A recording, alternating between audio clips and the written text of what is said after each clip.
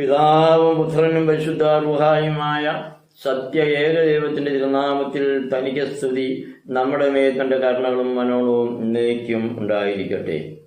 OBS forum, orthodox Bible study forum, 211 എപ്പിസോഡിലേക്ക് ഏവർക്കും സുസ്വാഗതം.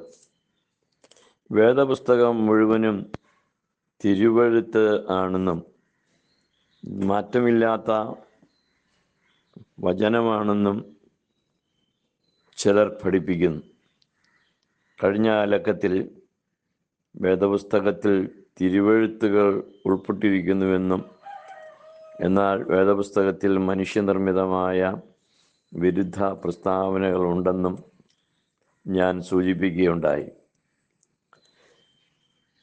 തിരുവെഴുത്തുകൾ എന്നത് യേശുക്രിസ്തുവിൽ നിവൃത്തിയായതുമായ ദൈവത്തിൻ്റെ രക്ഷാ പദ്ധതി വേദപുസ്തകത്തിൽ ഉൾക്കൊണ്ടിരിക്കുന്നത് ആണ് എന്നുള്ളത് നാം പഠിച്ചു. അവ ഭൂതം, വർത്തമാനം, ഭാവി സംഗതികൾ പ്രവചനങ്ങളായും വെളിപ്പാടുകളായും അരുളപ്പാടുകളായും വേദപുസ്തകത്തിൽ രേഖപ്പെടുത്തിയിരിക്കുന്നു. അവയാണ് തിരുവെഴുത്തുകൾ എന്ന് യഥാർത്ഥത്തിൽ ഉദ്ദേശിക്കുന്നത്. എന്നാൽ വേദപുസ്തകത്തിൽ മനുഷ്യനിർമ്മിതമായ ചരിത്രങ്ങളും കഥകളും ജീവചരിത്രങ്ങളും എല്ലാം ഉൾപ്പെട്ടിട്ടുണ്ട് എന്നുള്ളതും അവയിൽ പലതും വിരുദ്ധമായ പ്രസ്താവനകളാണെന്നതും ശ്രദ്ധേയമാണ്. ചിലത് ചിന്തിക്കാം. പഴയ നിയമത്തിൽ ധാരാളം വിപരീത പ്രസ്താവനകൾ കാണുന്നുണ്ട്. ഒരു ഉദാഹരണം മാത്രം പറയുന്നു. 2 സമൂവേൽ 24:1 ജനത്തെ എണ്ണുവാൻ ദൈവം തോന്നിച്ചു എന്ന് എഴുതിയിരിക്കുന്നു. എന്നാൽ 1 ദിനവൃത്താന്തം 21:1 സാത്താൻ തോന്നിച്ചു എന്നത്രേ എഴുതിയിരിക്കുന്നത്. പുതിയ നിയമത്തിലേക്ക് വരുമ്പോൾ ധാരാളം വിരുദ്ധ പ്രസ്താവനകൾ ഉള്ളതായി കാണുന്നു.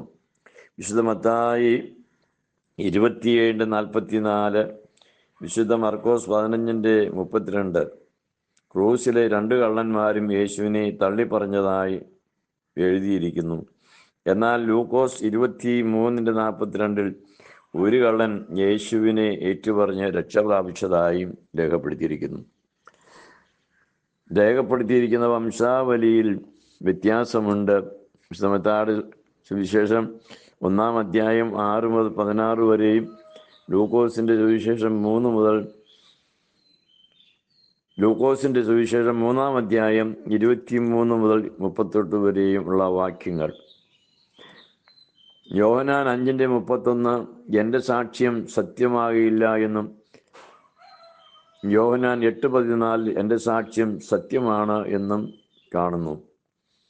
അത്തിമരം ഉണങ്ങിയത് എപ്പോൾ എന്ന് ചോദിച്ചാൽ മത്തായിയുടെ സുവിശേഷം 21:19 ക്ഷണത്തിൽ ഉണങ്ങിപ്പോയി എന്നും മർക്കോസ് 11:20 രാവിലെ അവർ കടന്നു പോകുമ്പോൾ അത്തിവൃക്ഷം വേരോടെ ഉണങ്ങിപ്പോയതായി കണ്ടു എന്നും എഴുതിയിരിക്കുന്നു. മത്തായി 8:28 2 പേർ എന്നും മർക്കോസ് 5:1-2 വാക്യങ്ങളിൽ ഒരു മനുഷ്യൻ എന്നും വായിക്കുന്നു. മത്തായി 21:21 കഴുതയും കുട്ടിയും എന്നും മർക്കോസ് 11:2 കഴുതക്കുട്ടി എന്നും മാത്രം എഴുതിയിരിക്കുന്നു. മത്തായി 10:10 വടികൊണ്ട് പോകരുത് എന്നും മർക്കോസ് 6:8 വടിയല്ലാതെ ഒന്നും എടുക്കരുത് എന്നും എഴുതിയിരിക്കുന്നു. മത്തായി 11:14 ഏലിയാവ് അവൻ തന്നെ എന്നും യോഹന്നാൻ 1:21 ഞാൻ ഏലിയാവല്ല എന്നും കാണുന്നു. ഇതേപോലെ മത്തായി 26:50 ലൂക്കോസ് 22:48 യോഹന്നാൻ 18:3-8 വരെയുള്ള വാക്യങ്ങൾ ഇവ തമ്മിൽ വിരുദ്ധതകളായി എഴുതപ്പെട്ടിരിക്കുന്നു. മത്തായി 26:57 യോഹന്നാൻ 18:13 ഈ വാക്യങ്ങളും വിരുദ്ധ പ്രസ്താവനകളാണ്. യോഹന്നാൻ 19:17 മത്തായി 27:32 തമ്മിലും വ്യത്യാസങ്ങളുണ്ട്. മത്തായി 27:45-50 വരെയുള്ള വാക്യങ്ങളും യോഹന്നാൻ 19:28-30 വാക്യങ്ങളും വിരുദ്ധ പ്രസ്താവനകളാണെന്ന് നമുക്ക് കാണുവാൻ സാധിക്കും. ഈ വിരുദ്ധ പ്രസ്താവനകൾ തിരുവെഴുത്തുകളല്ല, അവ മനുഷ്യൻ വരുത്തിയ തെറ്റുകളാണ്. തിരുവെഴുത്തിന് മാറ്റം വരുന്നതല്ല എന്ന് ഗ്രഹിച്ചാലും. ശ്രദ്ധിച്ച ഏവർക്കും നന്ദി. തണ്ണിക്കോട്ടച്ചൻ.